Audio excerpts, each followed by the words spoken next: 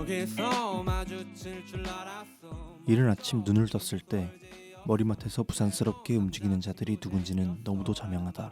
빈 차에 운전석에 몸을 실었을 때 차 안에는 당연히 아무도 없어야 한다.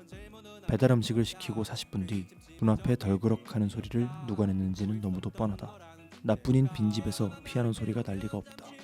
밤낚시 중 강물에 돌을 넣어지면 퐁당 소리가 나야만 한다. 이런 명제들이 당연한 이유는 일상은 기지의 영역에 속해 있기 때문이다. 공포는 그렇게 찾아온다. 무지에서, 또 이미 알고 있다는 착각에서. 여기서 더 이상은 무리. 날씬도 앓기 좋니. 요즘 반가웠어. 잘 지냈어. 난 잘 지냈어. 오랜만이야. 영화가 들리고 음악이 보이는 시간. 안녕하세요. 듣는 영화 6번째 테이크, 저는 지종근입니다. 여름의 절정에서 또 오늘도 어김없이 함께 하는 두 분 모셨습니다. 승재씨, 권욱씨입니다. 안녕하세요. 안녕하세요. 안녕하십니까. 네, 어떻게 지내셨어요? 땀 흘리면서 지냈습니다. 너무 덥죠? 너무 더워요. 너무 더워요, 진짜. 올해 여름이 가장 더운 것 같습니다. 그러니까요. 진짜. 에어컨 없이 못 살아요. 그쵸? 전기세 조심하시고요.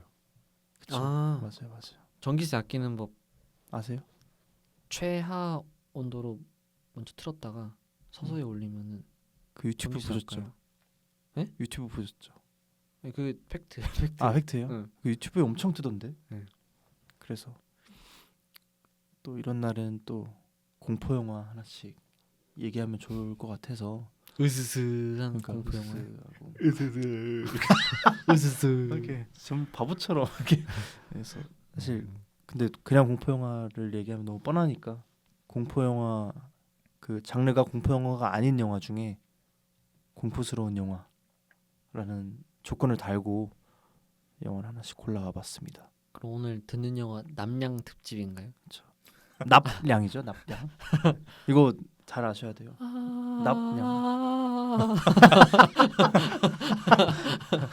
오, 좋습니다. 알았어, 또 부금도 깔아주시고. 네. 그래서 뭐 바로 영화 얘기할까요? 그렇게 하시죠. 네. 그렇게 하시죠. 이거는 오랜만에 지금 방금 하품하신. 근데 공포 영화 특집인데 너무 좀 이렇게 안일하신 것 같은데. 아픔에서요? 네, 하품을 좀 긴장 좀 해주셔요. 바로 하나요? 그러면 먼저 해주세요. 누가 먼저예요? 건욱 씨 먼저. 네. 맵도 먼저 받는 거 같아요. 저는 요르고스 란티모스 감독의 송곳니라는 영화 가져왔고요. 제가 이 감독 영화를 최근에 가여운 것들을 봤었는데 되게 괜찮게 봤어서 한번 이번 주제 생각해보다가 거의 초기작이라고 알고 있는데 송곳니가 저 그 영화 못 봤어요. 이제 가여운 것도. 이 영화로 좀 화제가 됐다고 알고 있거든요. 이 감독이. 그래서 이 영화 한번 가져와 봤고요. 저희가 이번에 주제가 공포가 아닌데 소름 끼치는 뭐 이런 거잖아요. 이게 진짜 그 말에 딱 맞는 영화인 게, 어떻게 생각해보면 이럴 것 같아요. 이런 장르, 이런 류의 영상에 익숙하지 않은 사람이면 보다 끌 수도 있을 것 같은 그런 느낌의 영화예요. 되게 왜 그런 뭐 불쾌한 골짜기 뭐 이런 말 있잖아요. 이게 그 굳이 따지면 영화 전체가 다 불쾌한 골짜기인 것 같은 그런 느낌을 줘요. 내용 말고 그냥 연출적인 거를 얘기해 보자면, 일단 음악이 없거든요. 음악이 그 안에서 누군가 노래를 부르거나 뭐 음악을 틀거나 할 때만 음악이 나와요. 그러니까 그리고 뭐 말도 안 되는 행동, 말도 안 되는 말, 그리고 상황 자체도 말이 안 되고, 근데 카메라에서 보여주는 그 화면 자체는 너무 저는 아름답다고 느꼈거든요. 그래서 그거에서 오는 뭔가 괴리도 좀 있는 것 같고, 근데 그 와중에 음악도 없으니까 그게 너무 더 잘 보이는 거죠. 그 내가 지금 보고 있는 게 그 상황이 너무 더 잘 인식되는 거죠. 그리고 원래 영화 음악을 쓰면 그 음악의 어떤 무드에 맞게 감정이 형성이 되잖아요. 근데 그런 거 없이 그냥 마치 날고기를 보는 것 같이 그냥 있는 그대로 보이는데, 그게 너무 일상적이지 않아요. 그래서 일단 이 설명만으로 충분히 소름 끼치죠. 근데 이 내용이 뭐냐 하면 그 어떤 가족이 있어요. 조롱하지 마시고요. 아니 근데 소름이 끼치시죠라고 말하니까 네. 광고 별로 소름 끼치 아 소름 끼쳐요. 소름 주의. 소름 끼치시라고 깜빡 깜빡 깜빡. 소름 호소인 소름 호소. 아 근데 사실 막 엄청 저는 소름이 소름 이런 건 아니었지만 굉장히 불쾌한 영화. 불쾌했다. 불쾌감을 유발할 수 있다. 근데 그 불쾌감이 누군가에겐 소름으로 분명히 다가올 것이다. 는 확신합니다. 영화 설명할게요. 하던 말 하세요. 어떤 가족이 있는데 그 엄마 아빠 그리고 딸 둘 아들 하나 뭐 이렇게 있어요. 근데 영화 시작부터 그 어떤 녹음기가 재생이 되는데 뭐 예를 들면 물병 뭐 노트북 이런 단어가 나온다고 생각해 보면 전혀 다른 설명이 나와요. 그리고 뭐 예를 들면 그러니까 후추 좀 건네줘 하면 그 식사 자리에서 전화기 좀 건네줘 이렇게 단어 자체가 전혀 다른 말을 하고 있고 그 가족들이 집 밖으로 못 나가는데 그게 그 아버지가 통제하고 있는 거예요. 그 가족을 이 집 안에서만 살아야 된다. 그리고 집 밖에 나가면 굉장히 위험하다. 그 집이 굉장히 넓고 깨끗하거든요. 근데 그 담장 밖으로 못 나가는데 이게 뭐 삼엄한 경비가 있거나 아니면 뭐 아버지가 계속 감시해서 거기를 못 나간다가 아니고 가족들이 계속 세뇌를 당한 거예요. 나가면 큰일 난다. 나가면 안 된다. 근데 그 담장을 넘어갈 수 있는 게 딱 두 가지인데 고양이랑 비행기거든요. 근데 그 비행기조차도 비행기가 하늘에서 떠가면 막 소리 들리면서 날아가잖아요. 보이잖아요. 근데 그 비행기도 그러니까 뭔가 실물의 비행기로 인식을 못하게끔 아버지가 세뇌를 시켜요. 그래서 비행기 날아간다. 저거 떨어지면 잡은 사람이 임자야. 이렇게 하면 엄마가 비행기 모형을 이렇게 던져요. 그럼 그게 진짜 거기서 떨어진 줄 알고 죽고 그리고 고양이는 우리 가족을 해치는 무슨 살인귀야. 그 아이들을 살을 벗겨 먹는 걸 좋아해. 뭐 이런 식으로 말해서 완전 그 집 밖에 나가면 고양이한테 죽임을 당할 것이다. 이런 식으로 세뇌를 완전히 시키죠. 근데 그 집 밖에 나갈 수 있는 방법이 무엇이냐? 그게 송곳니가 빠지면 나갈 수 있다라는 식으로 말해요. 그리고 사람은 성장하면 자연스럽게 송곳니가 빠진다. 근데 전혀 아니죠. 그러니까 못 나간다는 걸 말한 건데 무슨 사랑니 빠지듯이 다 이렇게 믿고 있어요. 근데 그 아버지가 그 외부에서 공장으로 출퇴근을 하는데 거기 여경비가 있어요. 근데 그 아버지가 그 자식들 중에 아들이 이제 점점 자라서 혈기왕성해지니까 그 경비원을 집에 왕래를 시키면서 그 혈기왕성한 아들의 어떤 욕구 해소. 네, 욕구 해소를 도와준다고 표현해야 될까요? 그러니까 뭔가 부적절한 관계를 맺게 해요. 그런 식으로 계속 집에 돌아다니게 해요. 그 밖에 있는 물건을 가져와서 그 집 딸과 이렇게 계속 교환을 해요. 근데 내가 이거 주면 나한테 어떤 행위를 해줘, 뭐 성적 행위를 해줘. 그럼 내가 이거 줄게 하면서 이렇게 계속 교환을 하는데 결국에 어떤 비디오, 뭐 조스, 뭐 이런 영화 테이프까지 거래를 하게 돼요. 그 여자는 좀 꺼림칙해했지만 그 들키면 매우 혼이 나니까 그 자기 상사한테 그 아버지한테. 근데 결국 그거 보고 바깥 세상에 대한 좀 궁금증이 커진 딸이 망치로 자기 송곳니를 부셔가지고 빼요. 그리고 밖에 나가서 문 밖으로 나가서 아버지 트렁크에 숨거든요. 근데 이것도 진짜 그러니까 제가 지금 생략한 부분이 꽤 많은데 중간에 하나 얘기하자면 고양이가 살인귀 뭐 이런 식으로 인식된다 했잖아요. 고양이를 쫓으려면 가족들이 다 함께 개소리를 내요. 그래서 자 이제 고양이 나왔어 어떻게 해야 돼 하면 다 멍멍멍멍멍멍 이렇게 모든 가족이 다 이렇게 멍멍멍멍 거리고 있어요. 그 진짜 너무 이상하잖아요. 근데 딸이 탈출하고 그 상황에도 아버지 혼자면 밖에 나가서 찾고 있고 다른 애들은 밖에 아버지 지금 고양이 때문에 위험하면 안 되니까 문 앞에 서서 멍멍멍멍멍 계속 거리고 있는 거예요. 그러니까 이게 그 사람들을 세뇌시켰으니까 그 앞뒤가 안 맞으면 안 되니까 다 같이 찾으면 더 빠를 텐데 그렇게밖에 안 하는 거죠. 앞뒤가 안 맞지 않으려고 계속 이상한 상황들이 발생해요 집에서. 그러니까 결국 근데 딸은 그 아버지 차에 탔는 차 트렁크에 숨었는데 아버지는 딸이 저 멀리 어디 갔을 거라고 생각하고 트렁크 안은 찾아볼 생각을 안 하죠. 근데 결국 그러니까 못 찾고 다음날 아침이 돼서 그 차 그대로 아버지는 다시 출근해요. 근데 영화가 열린 결말인데 그냥 트렁크가 안 열린 채로 차 주차돼 있는 걸 계속 보여주면서 끝나요. 그러니까 이게 사실 어떤 거를 표현했다고 하냐면 이게 독재자 그리고 나라, 국가 그리고 우매한 국민, 세뇌당한 국민 뭐 이런 걸 표현했다고 하더라고요. 그 연출 자체가. 근데 여기서 소름인 거. 그 소름인 게 뭐냐면, 그러니까 그런 거를 알고 보다 보니까 바로 우리 몇십 킬로미터, 몇백 킬로미터만 가면 우리 위쪽에 있는 나라에서 그런 일들이 벌어지고 있잖아요, 사실. 그러니까 이게 너무 기이하고 너무 좀 역겨운 상황인데 사실 실제로 있는 일이다. 말도 안 되지만. 그러니까 그런 것까지 생각하면 굉장히 또 소름이죠. 그러니까 영화적인 게 아니고 현실 세계에서도 일어나는 일이다라고 생각하면 더 말이 안 되죠.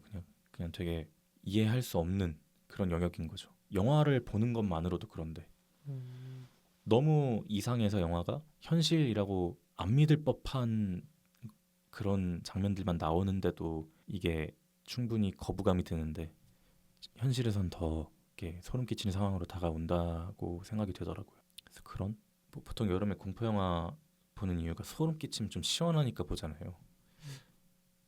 뭔가 그런 것까지는 아니더라도 조금 색다른 진짜 공포, 막 이렇게 본질적인 공포가 아니고 어떤 불쾌감에 가까운 그런 공포가 한번 느껴보고 싶다 하면 이 영화 추천합니다. 그리고 그러니까 되게 아름다워요. 그리고 영화가 그 화면이 그래서 그게 참 좋아요. 다들 보셨을지 모르겠는데 두 분 어떻게 생각하시는지. 보셨잖아요. 봤어요. 봤는데 좀 예전에 봐서 근데 아니 저도 어차피 기억이 안 나가지고 근데 그 킬링 디어나 가여운 것들에 나오는 그런 감각을 기대하고 보시면 안 될 것 같다는 생각? 예, 그쵸. 되게 초기작이라 그런 광각 쇼트도 없지 않나요? 있나요? 제가 기억이 잘 안 나가지고. 초광각을 네. 말하시는 건가요? 네. 그런 거 없고. 없었죠. 그러니까 어떻게 보면 좀 샷이 좀 심심해요. 평면적이잖아요. 그런데 뭐라 해야 되지? 그 심심한 샷을 그 이상한 행동이 충분히 커버를 해요. 그 인물들의.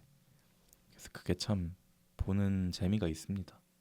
저는 그 영화 생각하면은 이미지가 제일 떠오르는 게 온 가족들이 그 흰색 옷을 이렇게 입고 엄청 따스한 햇살 정원 아래서 맞아요. 멍멍 소리 내고 있는 게 음. 기괴했던 것 같고 그리고 그런 집단을 세뇌시키는 작품이 여러 개가 있잖아요. 근데 그리고 실제로 그런 나라도 북한도 있고 근데 좀 이렇게 기괴하게 표현했던 거는 송곳니가 제일 인상이 깊었던 것 같아요. 그리고 그 감독의 추후 작품들을 또 생각하면 더욱더 의미가 있던 작품이었던 것 같습니다. 맞아요. 정치적, 그러니까 독재라고 생각할 수도 있고, 전 종교적으로도 생각할 수 있을 것 같아요. 어떤 종교 지도자와 그 종교 지도자를 그냥 조건 없이 따르는 사람들의 모습으로도 그쵸. 보일 수 있을 것 같아요. 꼭 그쵸. 사이비가 아니더라도 그러니까 저는 국가적이라고 더 가깝게 해석을 했지만 그냥 그러니까 메인 메시지는 독재 맞아요. 그래서 종교적으로도 해석이 될 수 있을 것 같아요.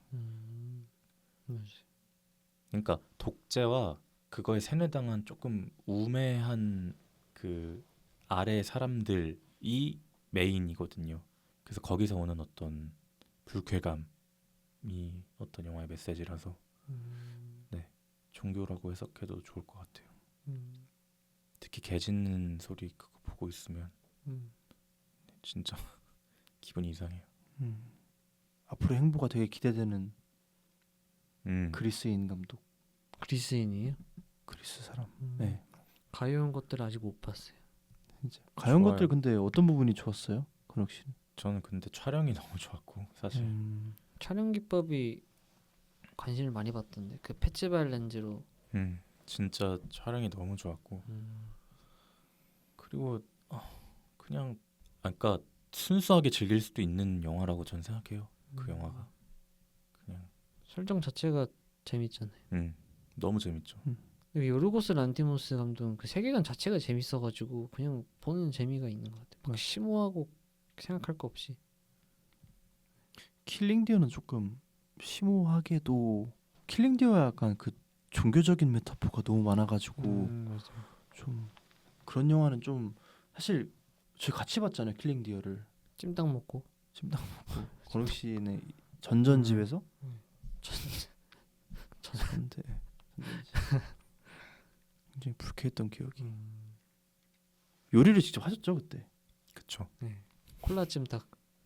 콜라 찜닭이었어요? 그랬을 거예요. 재밌는 영화 가져와서 보자고 해가지고. 누가요? 종근 씨가. 아 제가 그랬어요? 재밌었어요. 재밌었어요.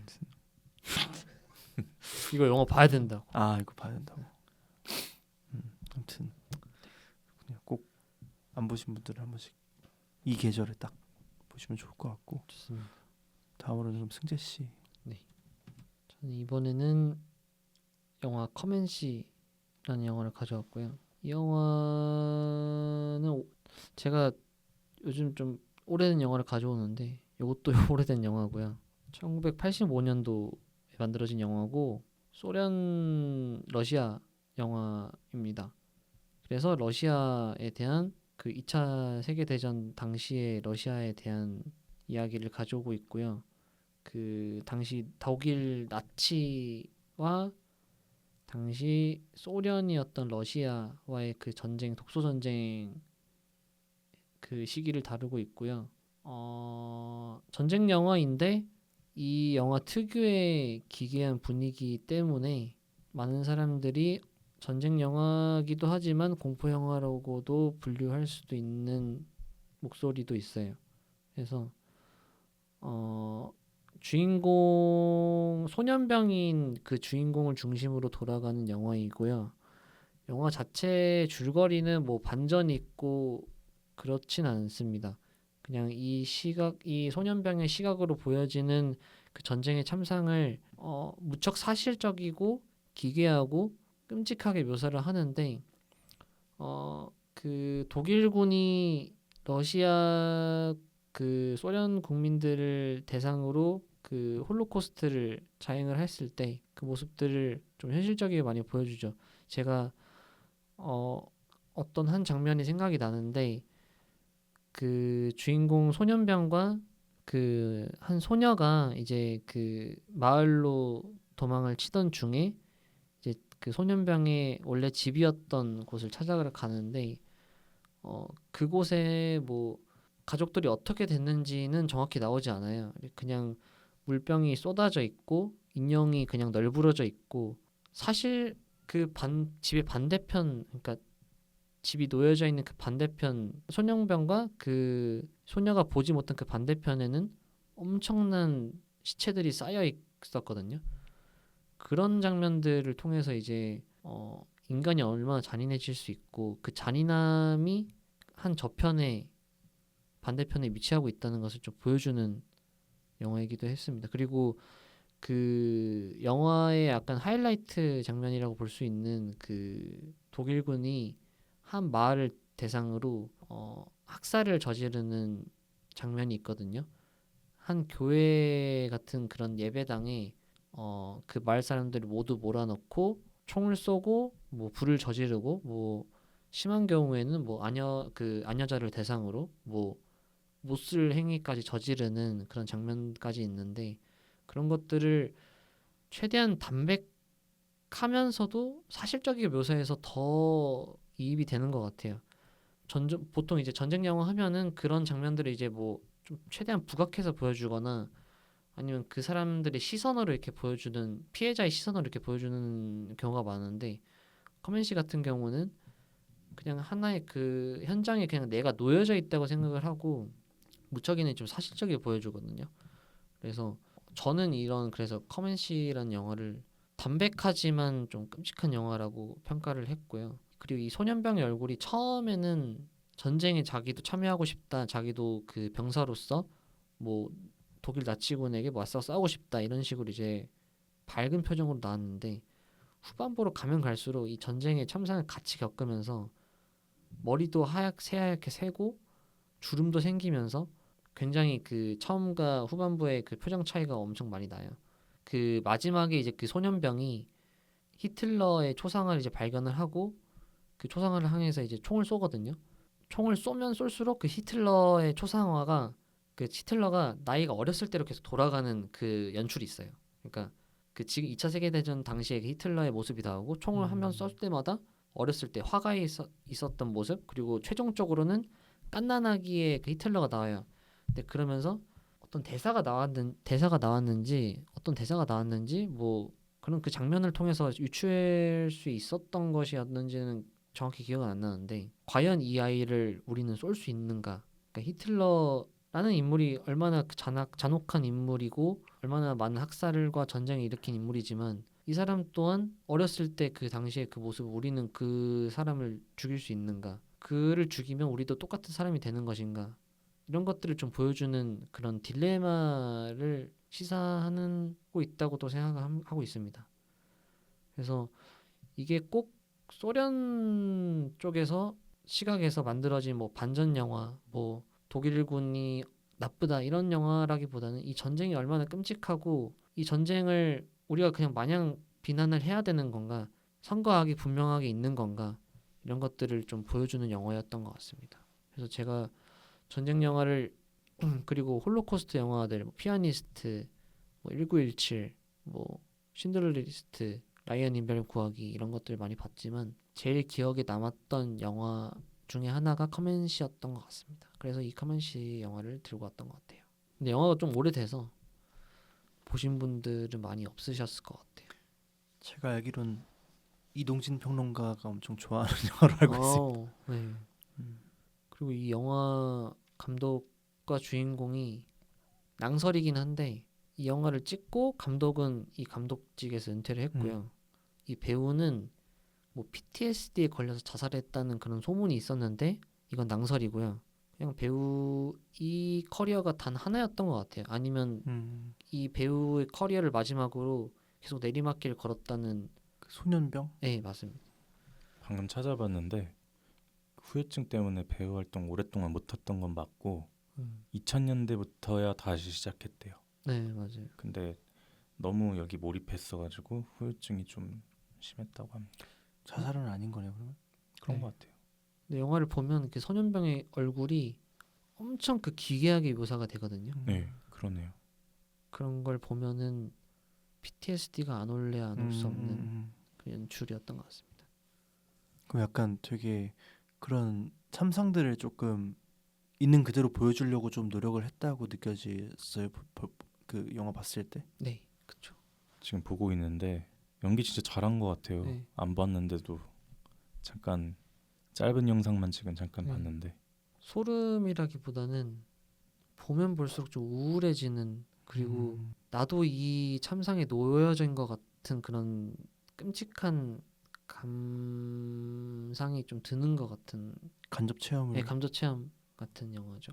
영화의 음악도 한몫을 하고 있고요. 배우들의 연기도 좀 한몫을 하고 있고요.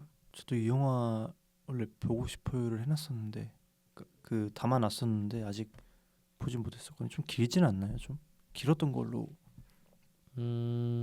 그렇게 제 기억엔 그렇게 길지 않았고요. 142분이네요. 2시간 좀 넘고. 근데 전혀 저는 그렇게 길다고 느끼진 않았던 것 같습니다. 영화에 좀 그 몰입 담백하지만 그 몰입도가 있어가지고 왓챠에서 재밌게 봤습니다. 지금도 있어요? 네. 아 지금도 있어요? 네. 왓챠 좀 자주 보시잖아요. 보세요 좀. 네. 아유, 네. 알겠습니다. 꼭 보겠습니다. 그럼 이제 제가 가져온 영화를 얘기하자면 네. 저는 그 자비에 르그랑 감독의 2017년작 아직 끝나지 않았다라는 영화를 가져와 봤습니다. 프랑스 영화고요. 그래서 프랑스에서 처음 개봉했고 17년도에 프랑스에서 개봉했고 18년도에 한국에 개봉했습니다. 제가 군대 있을 때 개봉을 했고요. 그래서 일단 시놉시스를 그냥 읊어드리자면 몇 줄 안 돼요. 영영 안 보면 좋겠어요. 그게 다예요. 그 사람과 마주치고 싶지 않은 11살 소년 줄리앙은 엄마를 위해 위태로운 거짓말을 시작한다. 여기까지입니다. 가정 폭력에 대한 영화인가요? 그래서 음. 저도 영화의 그 줄거리를 그냥 간략하게만 얘기해드리자면 그 영화가 그 이혼한 아내와 남편의 그 양육권을 둘러싼 그 심리 장면에서 출발합니다. 요약하자면 엄마 미리암은 아들 줄리앙 그리고 딸 조세핀과 함께 살면서 남편 앙투앙이 접근하지 못하도록 하길 원하고 그 아빠 앙투앙은 이미 성장한 그 딸 조세핀은 본인 선택에 맡기겠지만 아들 줄리앙에게는 본인이 꼭 있어야 한다라고 하면서 2주에 한 번이라도 아들 줄리앙과 시간을 보내길 원합니다. 그래서 이 법정 이 심리 장면이 한 20분 가까이 되는 걸로 알고 있는데 되게 답답해요. 이 장면 보면은 아내와 남편이 번갈아 가면서 얘기하기도 하지만 그 변호사가 이 둘을 변호하기 위해 굉장히 얘기를 많이 하는데 그 얘기만 듣고 있어도 되게 피로해지는 상황. 누가 맞다고 섣불리 판단하기 어려운 상황인 거죠. 그 장면만 놓고 봤을 땐. 그래서 결국 남편 앙투앙이 모르는 장소에 나머지 가족이 분리되어 살 수 있게 되는데 심리 결과로 인해서 아들 줄리앙이 아빠와 2주에 한 번 시간을 보내야만 합니다. 그 줄리앙이 뭐 배가 아프든 아니면 뭐 사정이 있어서 거부하고 싶어도 이제 꼭 아빠랑 시간을 보내야만 하게 돼요. 그래서 뭐 이 영화도 더 이상의 자세한 그 내용은 모르고 보는 편이 더 좋을 것 같아서 내용이 복잡하진 않아요. 복잡하진 않은데 이제 생각해보니까 제가 가져온 작품들 중에 그렇게 플롯이 복잡하게 꼬여 있는 작품이 없는 것 같더라고요. 다시 보기 편해서 그런 건지. 아무튼 그래서 1시간 40분 정도 되는 작품인데 음악이 전혀 쓰이지 않았습니다. 아까 그 건욱 씨가 말씀하셨던 송곳니처럼 음악이 전혀 쓰이지 않은 작품이고 뭐 정확히는 외제 음악이 철저하게 배제됐고 중간에서 배역이 뭐 조세핀이 노래를 한다던가 뭐 이런 장면에서는 뭐 노래가 나오지만 실제로 이제 외제 음악은 철저히 배제가 됐고 근데 음악이 배제됐는데도 그 소리가 좀 중요한 영화라고 저는 생각을 해요. 그래서 소리는 잘 들을 수 있는 환경에서 보는 것을 추천드립니다. 그리고 내용에서도 알 수 있듯이 가정폭력을 주제로 한 작품인데 어디까지가 또 부모로서의 보호이며 또 어디까지가 학대일까라는 생각도 좀 개인적으로 하게 됐고 좀 함부로 말하기는 좀 어렵지만 좀 늘 있어 왔고 또 앞으로도 뭐 그 가정이 작든 크든 새로운 가정이 탄생한다면은 언제든지 벌어질 수 있는 일이잖아요, 사실은. 그리고 가정 내에서 쉬쉬할 수도 있는 문제고 그래서 그 건건마다 당장 해결된 것처럼 보일 수는 있을진 몰라도 이게 해결할 수 있는 방안이 근본적인 방안이 뚜렷하지 않다는 점이 되게 유감스럽더라고요.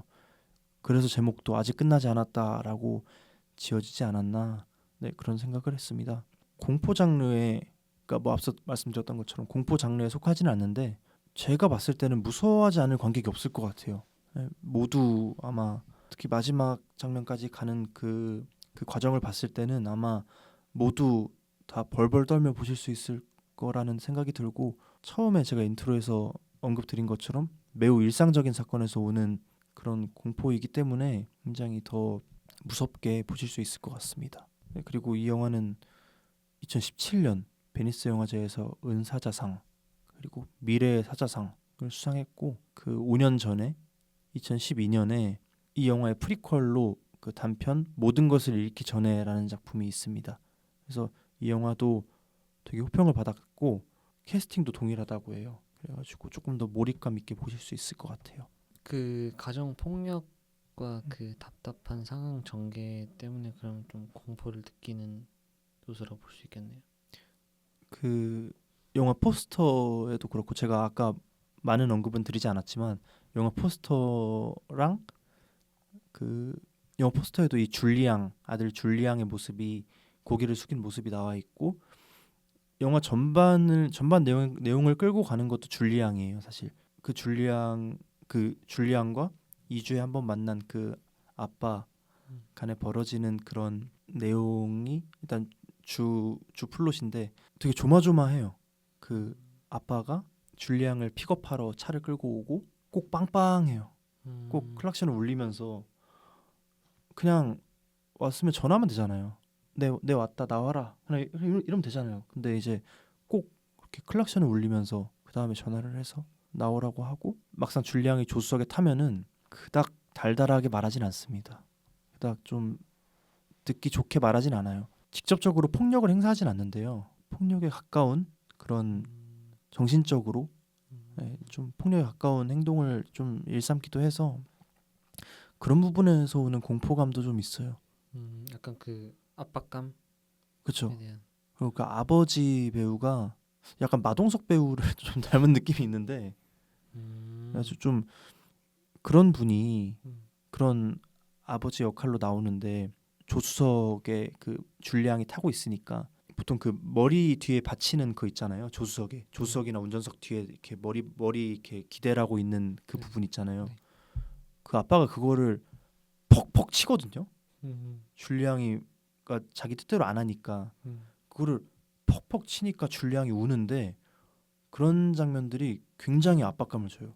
압박감을 주고 이런 단편적인 일들이 있었기 때문에 아마 이혼을 했을 것이며 뭔가 접근 금지 명령 같은 거를 내려달라고 아마 그 아내 미리암과 그 아내 변호사가 요청을 했겠죠. 근데 이제 사실 그게 영화가 흘러가면서 되게 어려워집니다. 그게 그 뜻대로 되지가 않아요. 아무튼 그런 데서 오는 좀 답답함과 공포감 그런 게 조금 그런 감정을 좀 불러일으키는 그런 영화라고 보시면 될 것 같아요. 포스터를 봤는데도 그 억압당한 그 아이의 모습과 그리고 그 위에 포스터 텍스트들이 아이 전체를 다 감싸고 있더라고요. 좀 짓누르는 느낌이 네. 있죠. 그 포스터도 그런 느낌으로 만든 게 아닐까. 네, 그래서 영화를 보면서도 얘가 이 작은 아이가 감당하기에 너무 무서운 사람이고 무서운 상황이라 그 영화를 보면서도 걱정을 했어요. 이 친구가 실제로 되게 무서울 것 같은데? 라는 그런 생각도 되게 들었고 감독이 또 신인 감독이었던 것 같은데. 맞아요. 작품도 필모가 많지도 않고 아마 이거 외에 장편 하나인가 아마 더 있는 걸로 알고 있어요. 그래서 꼭 끝까지 꼭 보셔야 되고 아무튼 그런 작품인데 그래서 굉장히 좀 무서웠고 혹시나 뭐 저희 방송을 듣는 분들 중에 좀 뭐 그런 분들이 없었으면 좋겠지만 그냥 개인적으로 조금 걱정이 돼가지고 뭐 근데 이건 그러니까 꼭 자녀를 네. 자녀를 대상하는 것뿐만 아니라 그것도 뭐 아니죠. 그렇죠. 연인이라든지 친구라든지 부모가 될 수도 있고 음. 그래서 그 꼭 경찰에 꼭 신고를 하시고 그래서 꼭 상담을 받아보시는 거를 그러니까 이 영화의 평을 찾아보면서도 마음이 좀 아팠어요. 좀 내가 예전에 뭐 엄마랑 쫓겨나서 모텔 방해를 전전한 적이 있다. 좀 이런 평도 있었고 좀 긴 평인데 그래서 좀 마음이 아파서 꼭 112나 그 1366에 신고하면 된다고 하더라고요. 제가 찾아봤습니다. 네, 1366 한국 여성 인권진흥원 여기다가 접수하면 되니까 가족에 대한 공포 영화라고 볼 수 있겠네요. 맞아요. 그렇게 보셔도 될 것 같아요. 옛날에 그 가족에 대한 공포 영화로 그 영화도 유명했는데 그 적과의 동침 아세요? 그 포스터는 알아요. 줄리아 로버츠. 네. 그것도 약간 위처증 앓고 있는 음. 아내에 대한 그 가족 이야기인데 그것도 장르 보면 공포로 분류가 되고 있더라고요. 그거 되게 오래된 영화 아니에요? 그게 가족에 대한 스릴러물 하면은 음. 제일 유명한 영화로 알고 있습니다. 사실 영화를 고를 때 그동안은 좀 쉽게 골랐어요. 솔직히 그냥 바로 꽂히는 거 골랐는데 저 공포 영화 그 약간 좀 공포스러운 분위기의 영화를 좋아하다 보니까 되게 여러 개 고민하다가 바꿨어요. 이것도 바꾼 영화예요. 원래 다른 영화였는데 원래 뭐였어요?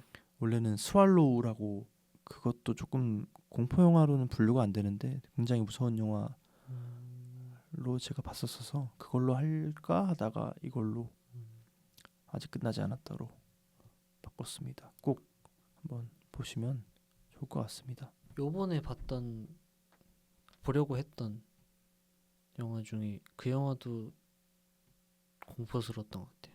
존 오브 인터레스트. 존 오브 인터레스트도 되게 공포스럽죠. 그것도 홀로코스트 영화잖아요. 그쵸.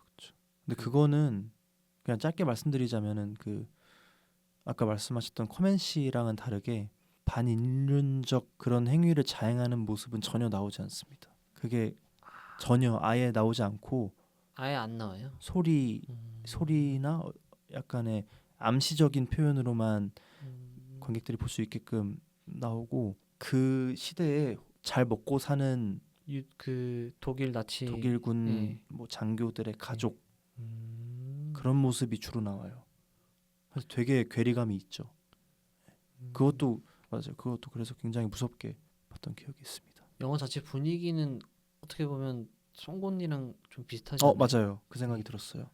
엄청 평화로운데 이거 뭔가 이상한데 음. 라는 느낌을 주게 하는. 굉장히 일상 그 담 하나만 넣으면 바로 그 아우슈비츠 수용소가 있는데 그 담 바로 앞에서 그렇게 여기가 낙원이야 이러면서 살고 있어요. 여기가 낙원이야 이러면서 살고 있어요. 진짜 공포다. 그러니까요. 그래서 꼭 보시면 좋을 것 같습니다. 10만 명이 넘었더라고요. 아닌가? 아무튼 그런 걸로 기억해요. 그게 갑자기 홍보가 어떻게 물꼬를 타가지고 그렇게 됐네요. 근데 영화 소재 자체가 너무 자극적이라서 그렇습니다. 아무튼 날씨도 많이 더운데 여름 근데 또 얼마 안 남았어요. 또 나중에는 또 이게 그리워지더라고요. 그렇지 않나요? 갑자기 조금 서늘해지면 그래도 조금 아쉬운데 그런 생각 들 때 있지 아닌데요? 않아요? 아니요? 아닌데요? 나만 그런가? 나중에 그런 말 하기만 해. 아무튼 그러니까 여름 좀 무서운 영화, 조금 소름 돋는 그런 영화들 저희가 하나씩 추천드렸으니까 꼭 한번 여름 시원하게 흘러가는 마지막 여름 잘 보내시면 좋을 것 같습니다. 다들 밥 맛있게 드시고요. 좀 공포스럽게 인사할까요? 그럴까요? 아니 그냥 인사할까요? 공포스럽게 어떻게? 공포스럽게 어떻게 하는데요? 안녕.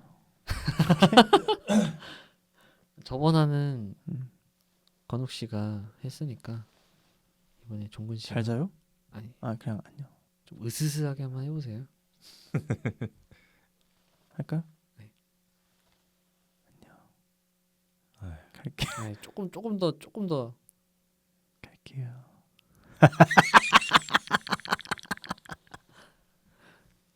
갈게요.